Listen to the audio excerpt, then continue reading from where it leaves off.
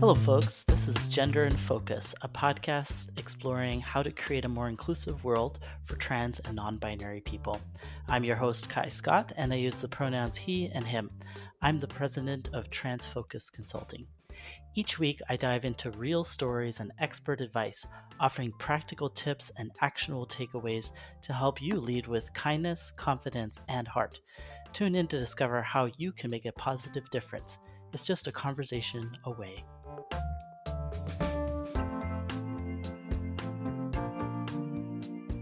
Really excited to bring you this podcast on how to navigate gendered languages, including Spanish, French, and German. And to help us unpack the many layers of this topic, I'm really excited to invite our multilingual team here at TransFocus to share their personal experiences and insights about how to make these languages more inclusive for all. Before we dive into this important discussion, let's get each of you to introduce yourselves, your pronouns, your role at TransFocus, and what languages you speak. Let's start with Ange, and then we'll go to Nico, and then followed by Mirko. Okay, thank you for having me. My name is Ange Villeneuve. I use she and they pronouns. I'm a non-binary trans-feminine person located in unceded Wabanaki territory called Endakina, which is just 2 hours away from Montreal in Quebec. I am a workshop facilitator and educator at TransFocus. I'm also a translator, and I do a consultation on a bunch of topics, and I work in French and in English. My name is Nico. I use he, him pronouns, and I'm the project manager at TransFocus Consulting. I am originally from the southwest of France, so I speak French. I work every day in English, mostly in English, and I'm currently recording from Madrid in Spain, so I also speak on the daily Spanish. Excellent. And Mirko? So my name is Mirko. My pronouns are he, him. Thank you for having me today. I am a transgender man. I'm located in near Barcelona in Spain. I was born and lived in until my 20s in Italy. And I'm currently working as an educator, facilitator with TransFocus. Normally, when I work, I speak in Catalan and Spanish, also sometimes in Italian. So these are the three languages that I speak every day. And then I can speak also English and French. Fantastic. So we've got quite the spread of different languages here today. So that's really exciting. And of course, thank you so much for coming. I myself grew up in Germany for 8 years when I was a small child. And so I also speak German along with English. So I'll be, providing a few insights on that as we go along. So, to jump into the first question here of this episode, I'm curious to hear from your experiences, what are some of the challenges you see in using gendered language like Spanish, French, and German when discussing or addressing trans and non binary folks? What are some of the things that you've noticed? Well, in Spanish, now Yeah. I will talk mostly about the Spanish and Catalan languages. So in Spanish, since these languages are very gendered and Hmm. very binary, the first big problem is that the language does not include non-binary people. So first of all, the language non-binary people are invisible and non-existent for this kind of language. So it's very difficult to talk about trans realities. Hmm. Hmm. Yeah. How about Ange? What have you noticed? Yeah, I mean, all that is also true for French language Hmm. as a very like heavily binary gendered language. And I think there's also a different another component, and I'm going to speak to the specificity of where I'm from here too. Like I can't speak for Hmm. other francophone spaces, which I'm sure would have like a lot of different particularities, like other French spaces, like like France and Haiti and Senegal and Switzerland and just like a bunch of different French spaces. But in the context of Canada specifically and Quebec, So I think because the language is so heavily gendered, it does require a lot of creativity and interventions in language to achieve inclusivity. And because we're in the context where francophones are linguistically minoritized within the larger context of Canada, Mm. it does create something where people have a lot of feelings around language, and people can be really protective of language because of that dynamic. So that definitely creates a lot more resistance when it comes to interventions and like really kind of a hands-on approach with language and really kind of adapting it to our needs and achieving inclusivity through creative solutions. Not everybody's particularly open to it, but there's definitely a small group of us who are working in it and kind of love the poetic aspect of playing with a language that has so many restrictions and find it exciting to play around and discover what's possible.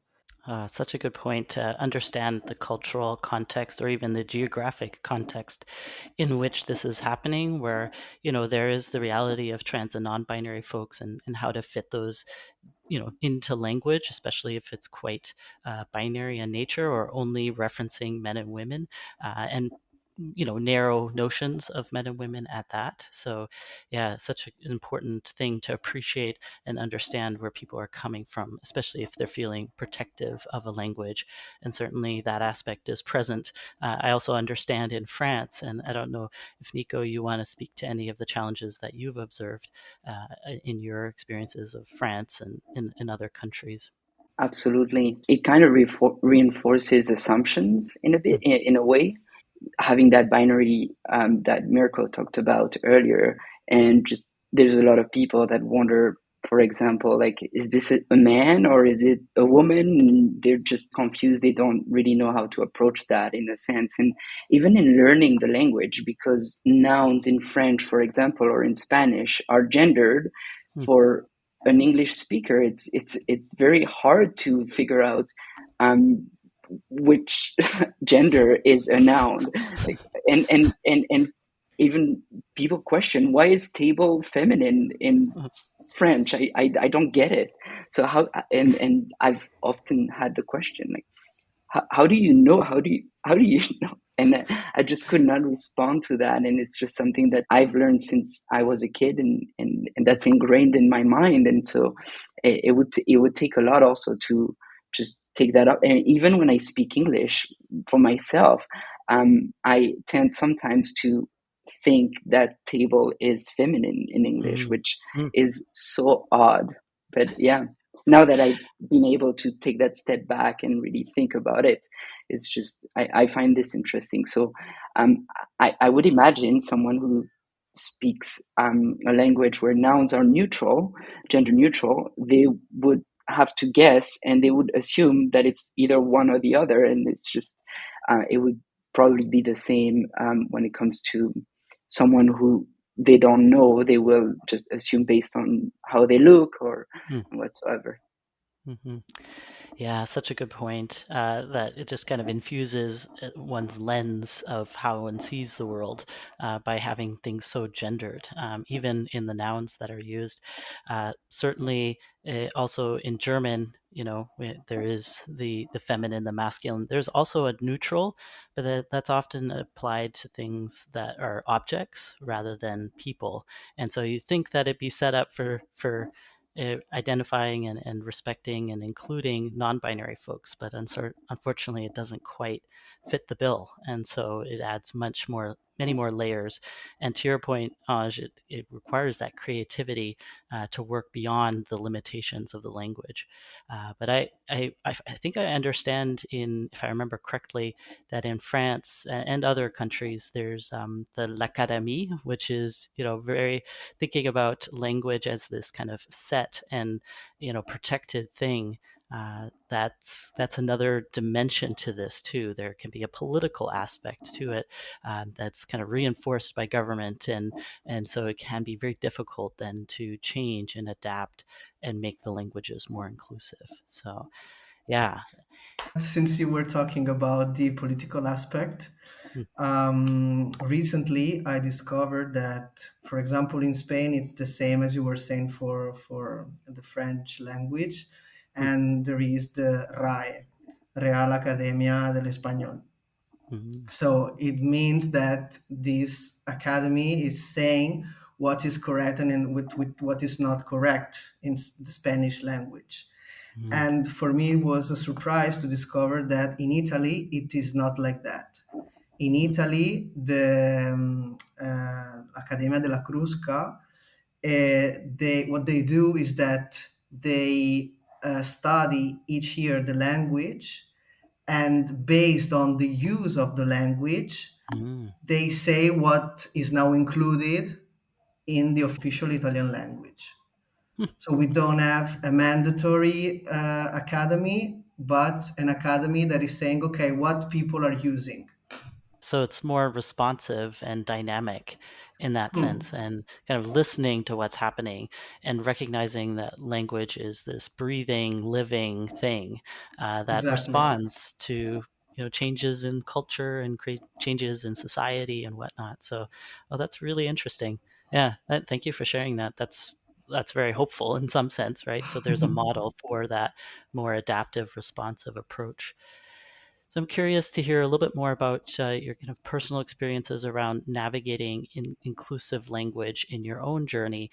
What are some of the examples of where you've found that flexibility, but where there's perhaps challenges that you encounter when there's this, very gendered approach to certain languages, the ones that we're talking included? I think something that is kind of challenging is because it's still kind of emerging. I think it's getting more and more normalized and institutionalized, inclusive language in French.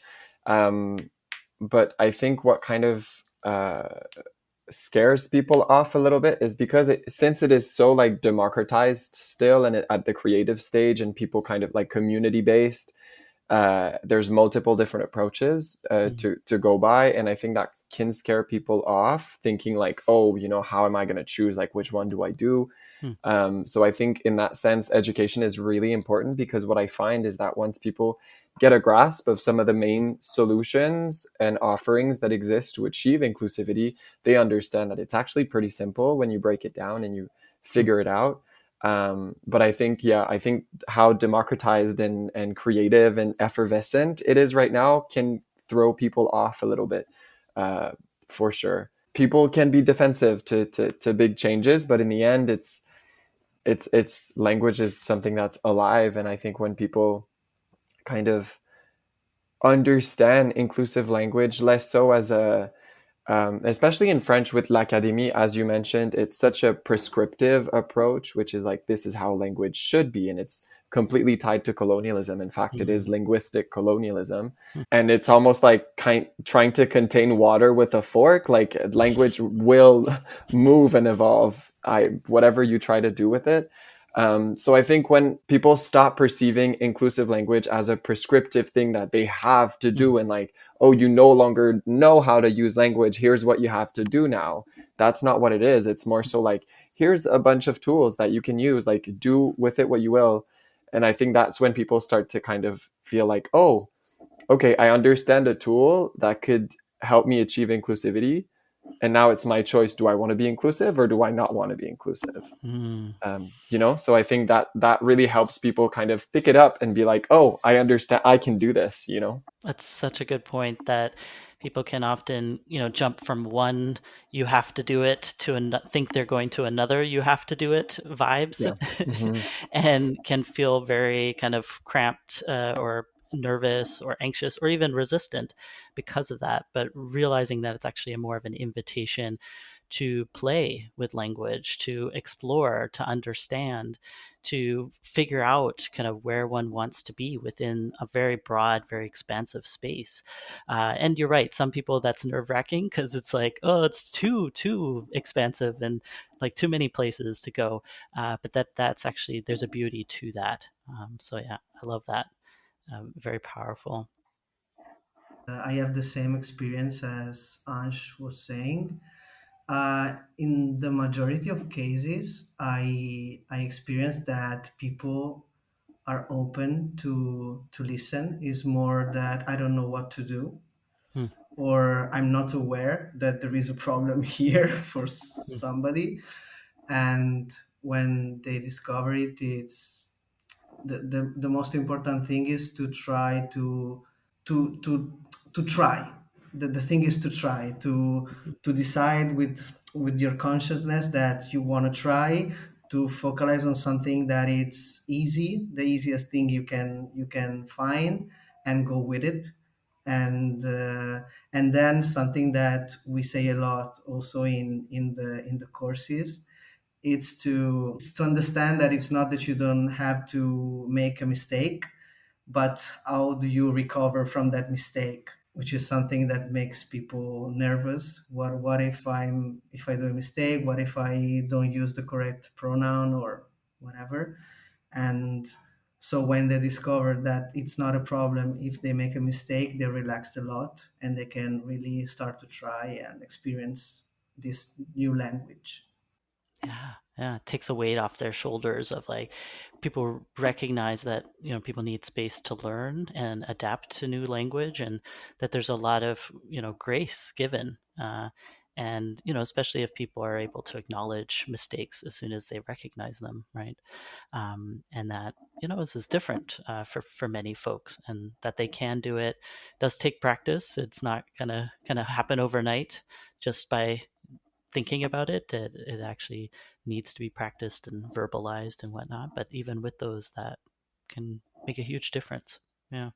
You're talking about practice, Sky, and I think this is how I create conversations myself in my life. I actually practice it, and it started in English, which was probably a bit easier for myself, specifically with the writing, but then I vocalized it, and I've been part of an inclusive rugby team for the past 4 years, and I was the director of diversity and inclusion, and there was one trans person who shared that uh, they were alone and we wanted to uh, bring in more trans folks and non-binary folks into the team, and so we wanted to create that space that is welcoming to trans and non-binary folks. And so we started with some initiatives, and one of them was to essentially share pronouns and use more inclusive language in general. And so that's where it kind of started, and I wanted to model that, so I started introducing Mhm. myself with my pronouns, and I also made sure that within the team we were starting to use more gender neutral words. Everybody was saying all the time, okay guys, let's get going, we and so it's very common to hear that. And so for that, we started using command team or like strategies to make sure that we were able to be inclusive. And that started like this in English. And then I realized, well, I got to know a little bit more about French, and I realized how much more difficult this would be for me to.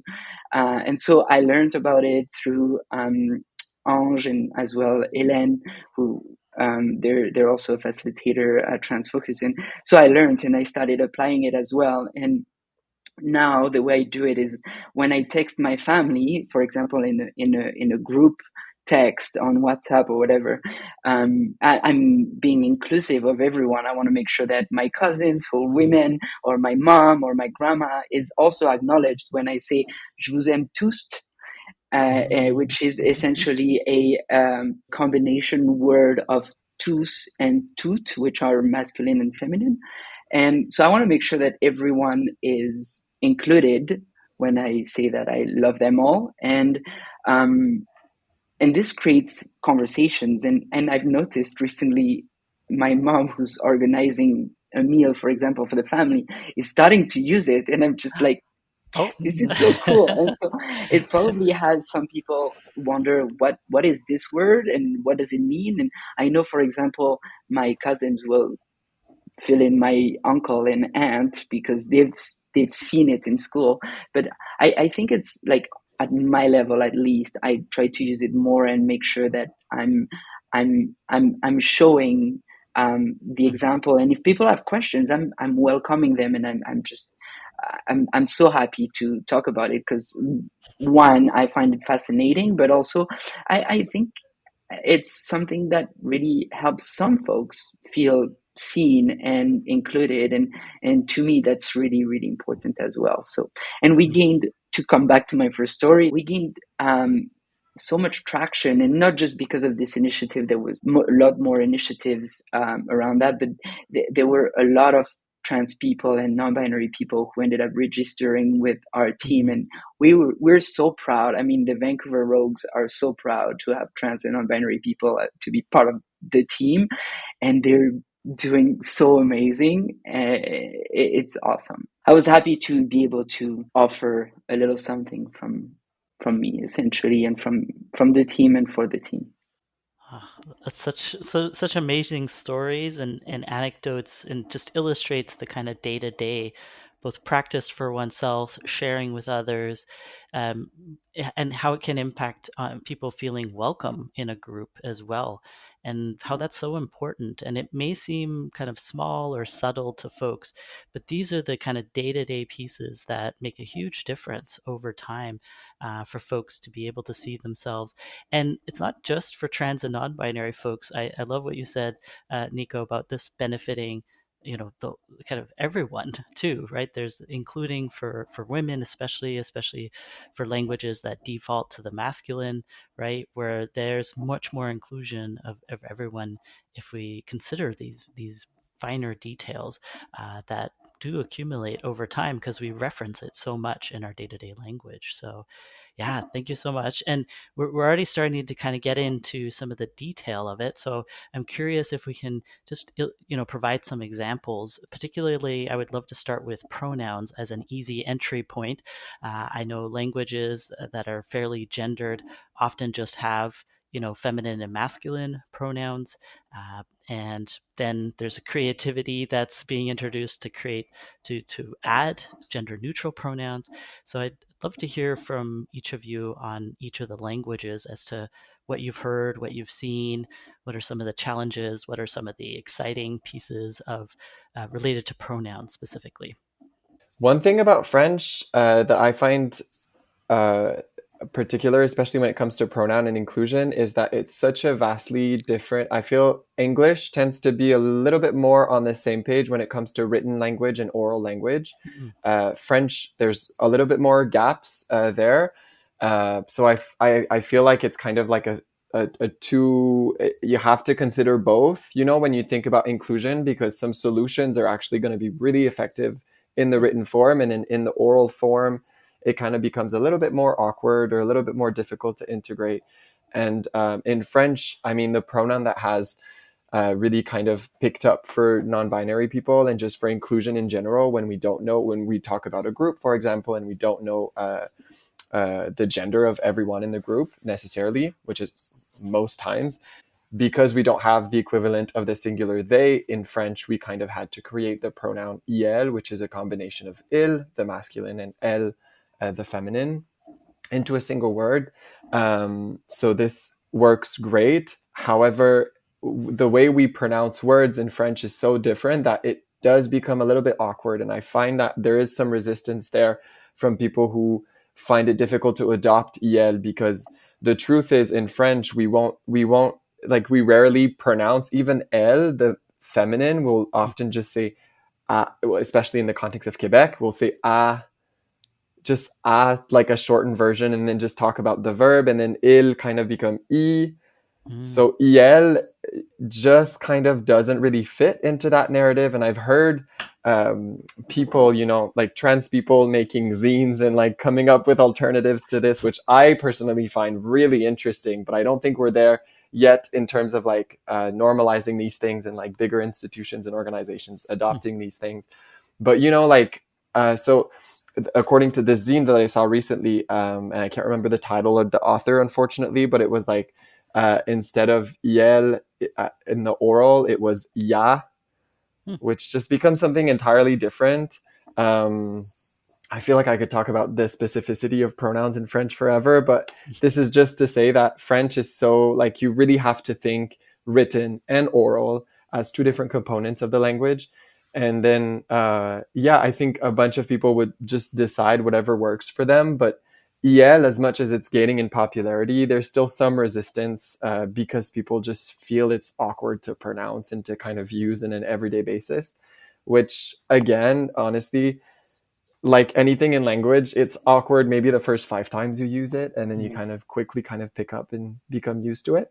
But that's another conversation. But yeah, I think that covers basically the kind of pronouns dynamic in French, as where we are now. But as I said, it's effervescent and alive and very much moving as we speak, probably. Mhm. That's interesting, though, the difference between oral and written. So Hmm. to be conscious of it, that it might be really easy in the written, but then difficult to implement in, and having some resistance from folks, and to be able to coach them through that too. To be, Hmm. hey, if you practice, let's do it together. Let's try it out. Then making it a bit more accessible for them to adopt that over time. Yeah.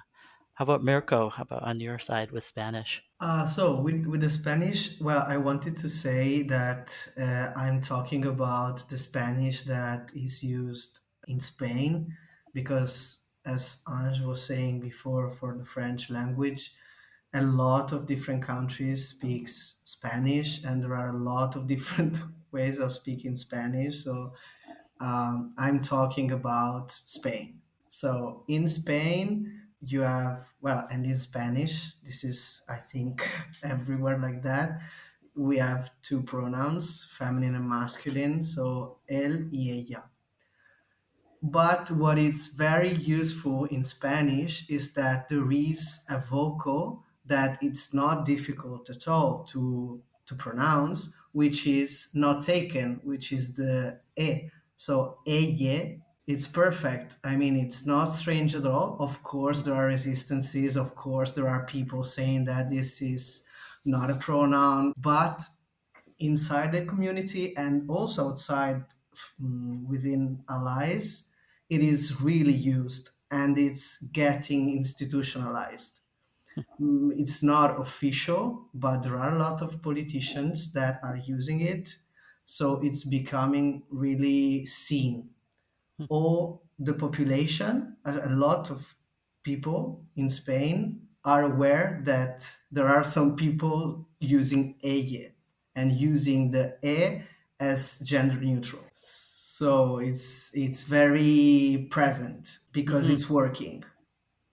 Yeah, that's really interesting. Kind of the easier the adoption is from a pronunciation perspective, uh, it just adds, momentum behind that change, and also helpful for allies and the wider society, including politicians, to pick up that use to make it more widespread and as part of discussions and whatnot. So that's really encouraging to hear that this is maybe not as hard as perhaps in other languages. So yeah.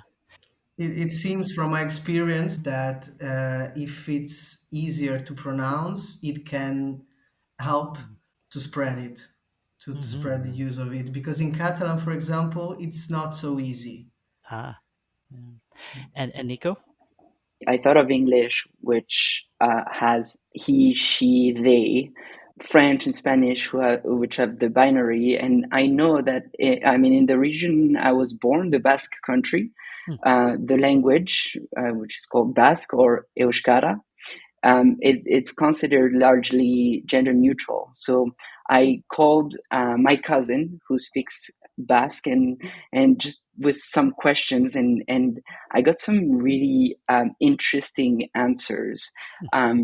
So essentially, nouns, adjectives don't have grammatical genders, and there's only one third person singular pronoun, which means there's no he, she. It's just one pronoun, which is gender neutral. Amazing.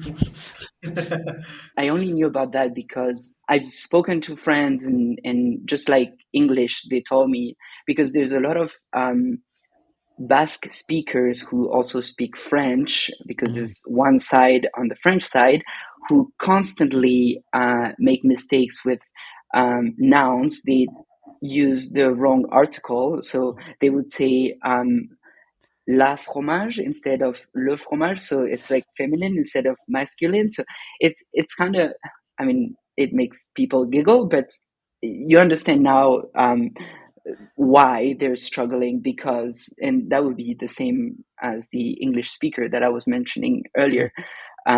But so I called my cousin and I asked a little bit more about it. And so, for example, if I were to say, can you go and pick up her cheese?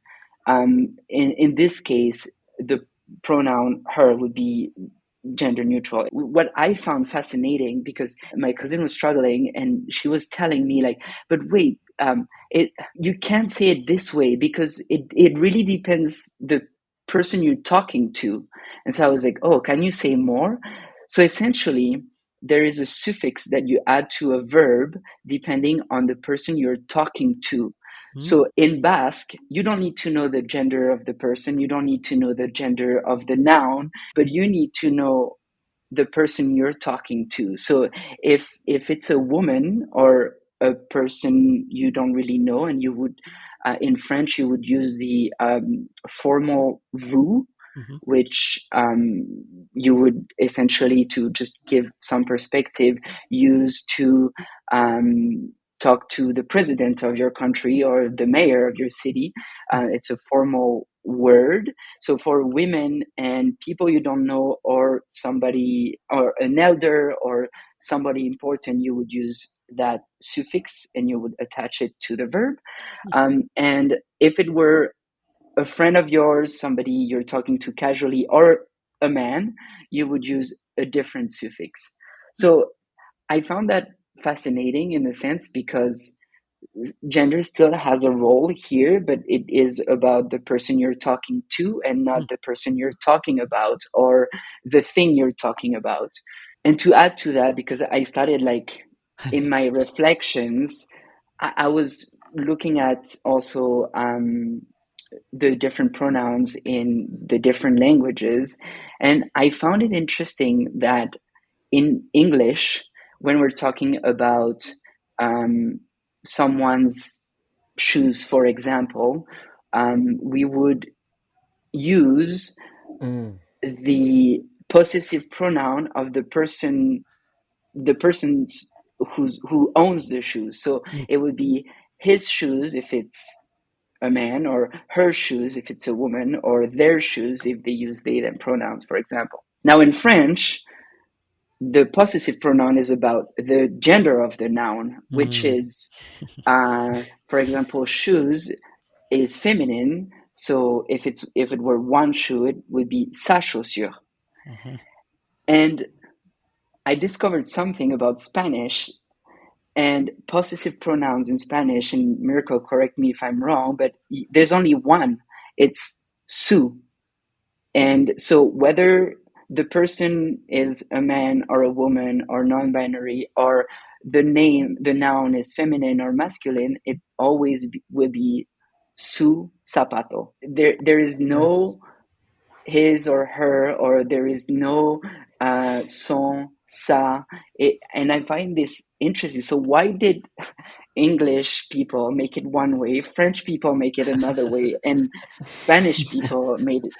I it is so fascinating. Yeah, there's quite the range across these different languages, and I think another thing to note, with your Basque example, Nico, is really interesting that there's the formal and informal, but that they're being mapped onto different or combined with different genders. That's really fascinating. But that Mm-hmm. people could it loosens a bit of the gender, because somebody could be referring to the informal when using the one.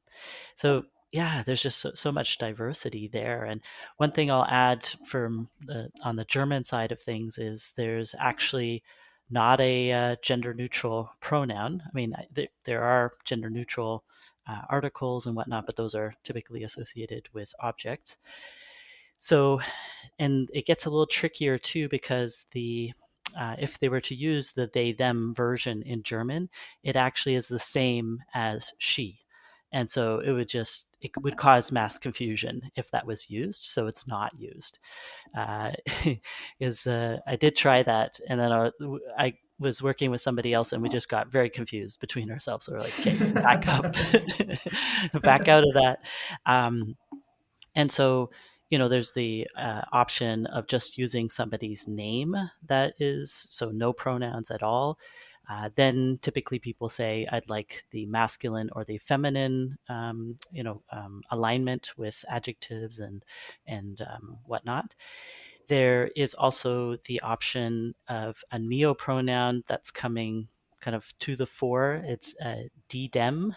So it's kind of using they them from English, but then adding a German, making it German, which happens a lot. There's a lot of English words in German that then get Germanified, if you will.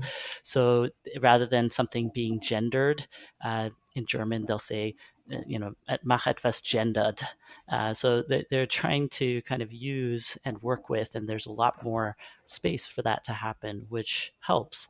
But it is very difficult for non-binary folks that I've talked to in Germany to work with that. And it's incredibly difficult to explain that to people that they're meeting for the first time. And so, it depends on how much energy they have to explain all of that to folks. And certainly people make a lot of mistakes as well. So there's just a few kind of pieces there from German, so you can already see within all of these handful of languages how complex it is. It's also making me think about Portuguese, and just like how to say thank you in Portuguese. You have to gender yourself, like thank you. Like, I think, if I'm not mistaken, I think there's like the feminine obrigada and then masculine obrigado, I think. So it's like, just to say thank you, like there's not even a pronoun in there, and it's like you still have to disclose like your pronouns. I remember when I visited Portugal, I was like, where can I find a trans person? Like, what is my option here? Like, what do I say? And I think it was much like the Spanish. I think it was the e sound, like obrigade or something. Okay, I don't know. But don't quote me on this. Well, we're gonna have another language episode, because we can add so many other languages, including ones that are gender neutral, like more like aligned with Basque. I'm curious to hear if there are other examples. I know we talked about pronouns, and also that each noun has a gender in these languages that we're talking about. But there's also things like adjectives and needing to agree with the either the person or the noun that is being used. So, are there any other initiatives or ways to address these types of issues that come up in the languages that we're talking about? I think it's making me think about like just the fact that pronouns is one thing, but gendered agreements is such another, also like, can of worms here, because like if you know that someone uses the gender neutral il, equivalent of singular they, in French, you also have to figure out what agreements they use, because the second you use a past participle, or like you want to conjugate a verb with their pronoun, or use an adjective to describe them or describe anything, you're going to have a gender agreement that's tied to that. So you have to pick and choose. And there are some experimental, like gender neutral agreements that I love to include and kind of use. But most words are very like, you have the masculine ending or you have the feminine ending. And in the written form, using the interpunct, so like the middle dot, it's really easy to write it off and just like include both endings, But then again, when it comes to how to speak it orally, then you have to make a choice in terms of like which you're going to use, how you're going to say this. And yeah, there's some word endings that are like easier to work with, like heureux, heureuse. Heureux is the masculine, heureuse is the feminine. Some people will say heureux to kind of include both. There's some ways, but it's definitely like new language, and you always have to find a balance between, because it definitely throws people off more when you invent something new, when you bring something new. People tend to be more receptive to when you're able to achieve inclusivity with what's already there. So I definitely try to always find that balance to not throw people off too much, not for the sake of respectability or anything, but more so for the sake of just keeping it accessible and keeping people engaged. And keeping people wanting to use these strategies and not be afraid of them. It's all about finding a balance and not being scared to experiment, I think. You're right. It's not just about the pronoun. Like Mm-hmm. there's a bunch of other things that also need to kind of shift and adjust. And so, what is that other thing? And it's important to know that it's not always exactly created, and that people are working with and trying different things, and to be aware of those things. And if also trying in one's own life, and that might be a moment of like confusion in an interaction, and it's okay for things to be confusing, and that invites conversation to talk about these issues, to unpack them, and include more people. And I like your point about accessibility, that if things are too far from what people are used to, then it takes more energy for them to get there. And in certain circumstances, that's okay that people need to apply more effort, but with everything else going on, there's a balancing act there too. Yeah. What about Mirko, on your end with Spanish? So again, with Spanish in general, the solution with the E is very, very useful because as for the pronoun, also works for adjectives because it's almost a free vocal. Because if you in the gender language, you have the masculine with the in the singular it's with O Mm, and the feminine with A, but then the plural, you don't need to change the vocal. It's just adding the s. So you have guapo, which is masculine, guapa, which is feminine, and guape, which is neutral, which means handsome, beautiful, mm. All of the and above. guape, exactly, and guape, which is the neutral. So it works really well. And then you have if you have some situations like señor, señores, which is singular and plural, then in that case you can use the I, so señoris, and it doesn't sound very strange. So it's a very simple, and that again what I think the reason why it's working. And in general, I think that one of the best solution from my point of view with this kind of very gendered languages is to shift to use a lot of persona, Mm, so that try to avoid the gendered language, which is possible because there are a lot of words that are describing people without using a gender. It's just that you need to dig a little bit. mm, Sometimes I can feel that my brain is working a lot mm, because, like, okay, now I would use a gender word and I don't want to, and I'm looking for another way to rephrase the sentence or find a word which is neutral.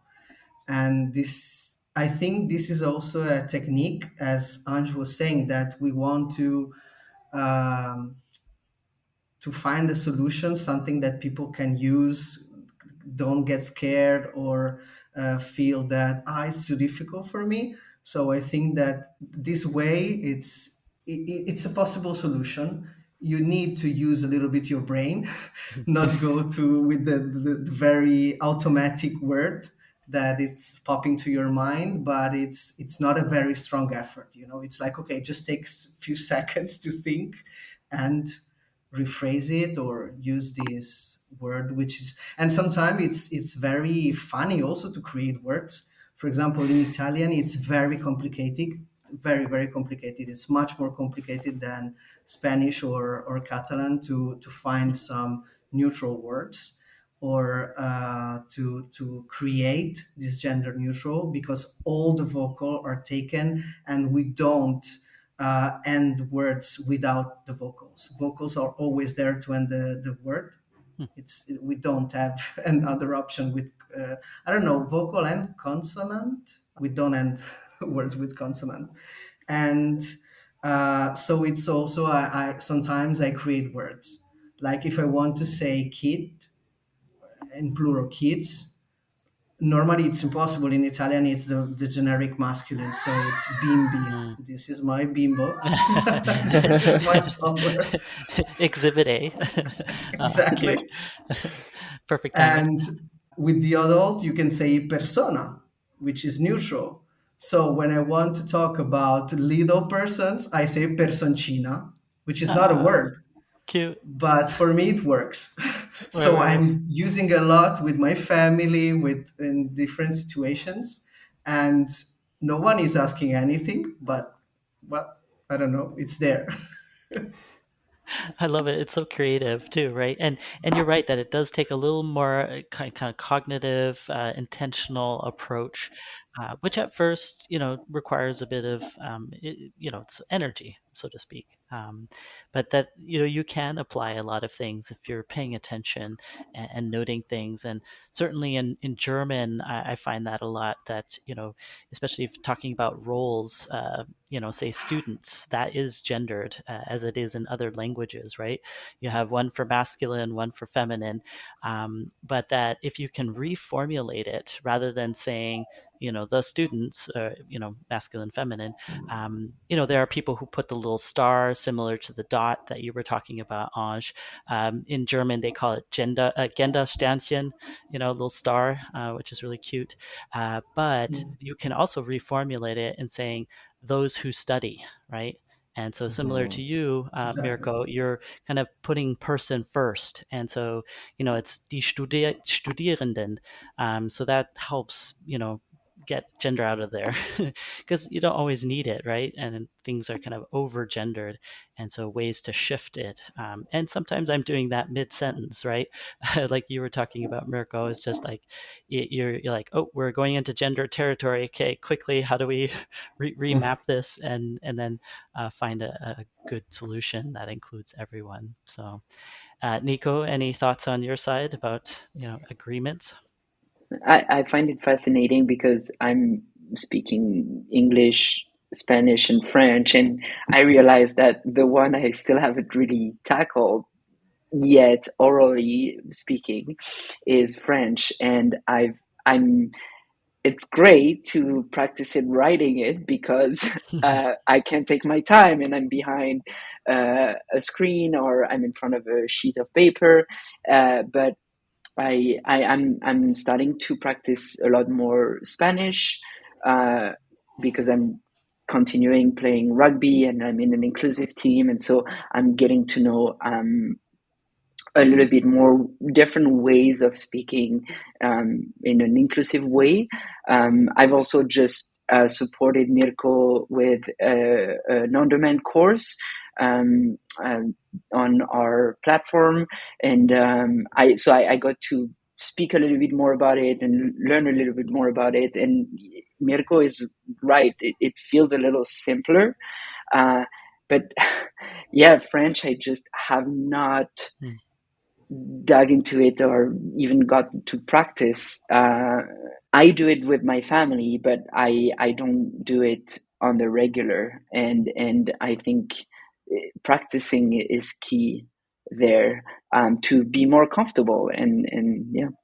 Hmm. Absolutely, name of the game, and there's also a level of like deciding too, right? Like, okay, I'm gonna do this. Yes, it's gonna be awkward. It'll take more energy at first, and let's try this adventure, right? And recognizing that maybe not all the time, this is something possible. And choosing one's based on energy level and whatnot. But certainly, it is a very valuable endeavor, just for one's own self exploration, but also for the people around us.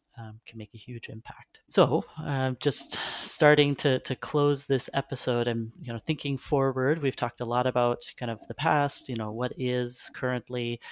Things are shifting and shaping and crystallizing and morphing. I'm curious what you think will happen in the future, how this will continue to evolve.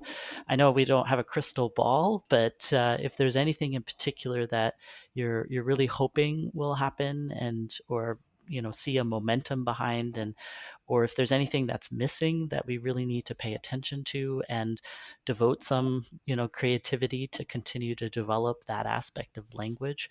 Yeah, I'm just curious to hear your kind of closing thoughts on this topic. It's true that it takes like a cognitive pause and effort to shift from a language to another.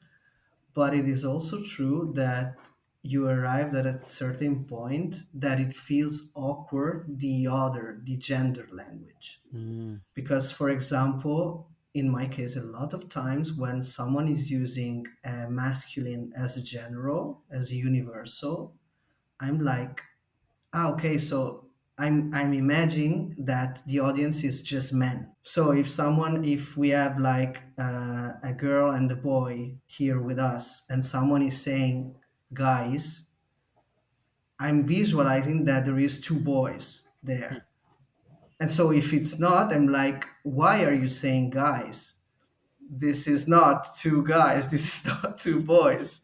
Something is not correct.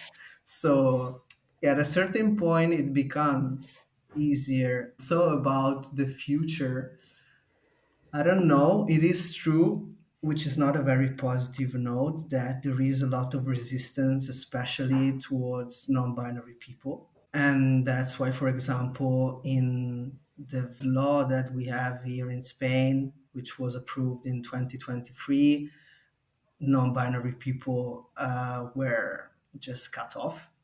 mm, They don't appear there. They don't have a place. And that recently the biggest center left party, which was the responsible for all the progress that we had since 2005, decided to cut off the Q from the LGBTIQ plus. So the mm, Q and the plus are gone right now from their official documents. There is a lot of resistance, but I feel that this resistance is most in the political movement than in the population, mm, mhm, because there is a lot of consciousness and interest and in the population, in the general population, because LGBTIQ plus people are more present and visible.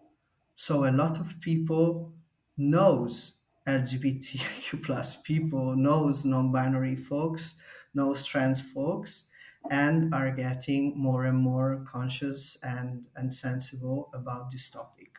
So I feel that the use will be bigger than maybe what could happen in the political level. well, it gives a lot of hope because you're right. If people have they know people in their own lives, that's a huge motivating factor to understand these issues, both from an experience perspective, but also to figure out how that translates into language as well. Yeah, that's a really good point, and very hopeful, despite what's happening on a political level. Yeah. What about Ange? What are your Yeah, thoughts? I'm definitely sorry to hear about the removal of certain letters of our precious acronym. Yeah, it really that bothers me, and I think it reflects, the global rise of fascism that we're witnessing across the world right now. That's having kind of a ripple effect, and I think when it comes to right now and the future, I think we definitely need allies now more than ever. We need people who, not just trans and queer people, to initiate these conversations and to enact those changes and to really concretely embody the role of allies with concrete behaviors and gestures that they can do. So I'm hoping that in the future, we can uh, work with allies more and have allies show up more, because we need to be resisting this. And specifically in the context of Quebec and like French, but yeah, the specific French in Quebec here, I've definitely heard over the years people whose first language is French say that they basically chose to completely abandon their first language and speak only English just because it's more receptive, it's easier to express, and they feel more seen and more themselves in English. I think that's a really valid sentiment, and I feel like people should do whatever they need to feel safe, including that. And also, my approach is a little bit different. I'm a little bit more like, I'm here, I'm queer, and I'm here to stay. And I think there should be space for trans people in every single language. So I'm definitely hoping for more space and more creativity, and for people to adopt these changes and understand that this will just make more people feel comfortable in the language, which, at the end of the day, contributes in protecting the language that they're so keen on protecting. Um, so yeah, I'm hoping that we become less and less afraid of change and creativity when it comes to language, and just enjoy the process and make space for trans people everywhere, not just in languages that are maybe a little bit more easy to work with, but also in the trickier ones too. Like, there's trans people everywhere, so we need that. Yeah, that's what I'm hoping for.